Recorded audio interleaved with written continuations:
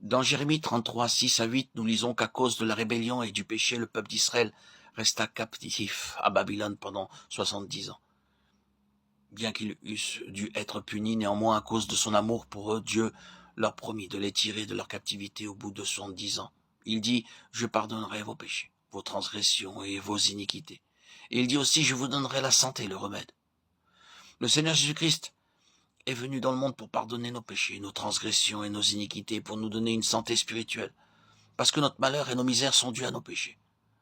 Quand nos péchés sont pardonnés, nous devenons heureux, pleins de joie et de prospérité spirituelle. Alors, nous avons la liberté d'invoquer le Seigneur Jésus-Christ pour tout ce dont nous avons besoin. Le Seigneur Jésus-Christ est venu dans le monde pour nous apporter la vraie santé. Tous les hommes sont malades du péché. Et la maladie du péché ne peut être guérie. Les autres maladies peuvent être guéries par divers traitements, mais la maladie du péché ne peut être guérie par de tels moyens. C'est pourquoi le Seigneur Jésus-Christ est venu dans le monde pour guérir les hommes et les femmes de la maladie du péché. Dieu promet dans Jérémie 33, 3, « Invoque-moi et je te répondrai, je t'annoncerai de grandes choses, des choses cachées que tu ne connais pas. » Ces mots étaient adressés à ceux qui se rebellaient contre Dieu. Dès qu'ils se détournaient de leurs péchés, il leur pardonnait volontiers et allait au-devant de leurs besoins. Béthanie parle de santé et de remède spirituel. Le Seigneur Jésus-Christ a cherché à montrer par Béthanie comment un homme peut spirituellement recevoir la santé et la vraie paix. Il est venu à Béthanie un grand nombre de fois et à chaque visite, il a révélé un peu plus le secret du don de la santé spirituelle et la manière de le recevoir. Toutes les maladies et la mort elle-même sont provoquées par le péché. À Béthanie, il y a la guérison à condition que vous veniez au Seigneur Jésus-Christ. La première fois que le Seigneur vint à Béthanie est mentionné dans Jean 11, 1. Le Seigneur avait un amour particulier pour la famille de Marthe, Marie et Lazare. Ils avaient beaucoup d'insuffisances, de défauts et de faiblesses intérieures, mais néanmoins, il les aimait. Il nous aime de la même manière, vous et moi. Romains 5, 8 proclame son amour. Alors que nous étions encore pécheurs, Christ est mort pour nous. Le Seigneur nous montre son amour pour nous, de bien des manières. Même si nous avons péché, l'avons affligé et blessé encore et encore. Il nous accepte toujours et nous montre son amour pour nous.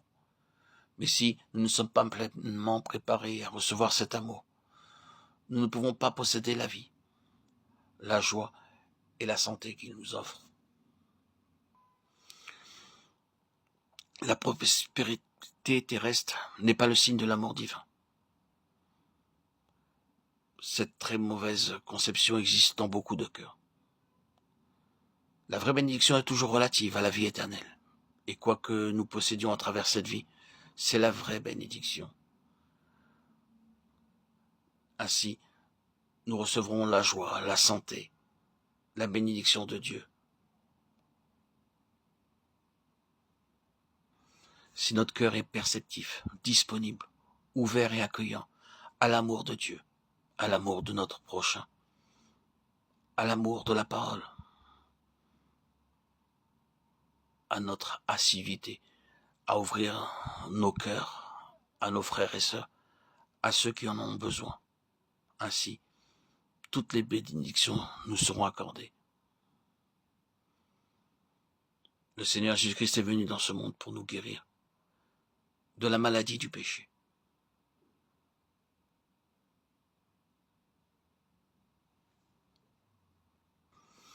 En essayant, nous efforçant de comprendre la parole de Dieu, nous serons libérés, délivrés de cette affliction, de cette malédiction qu'est le péché. Et nous sortirons toujours grandis et doublement bénis dans toutes les situations où Dieu nous y mettra.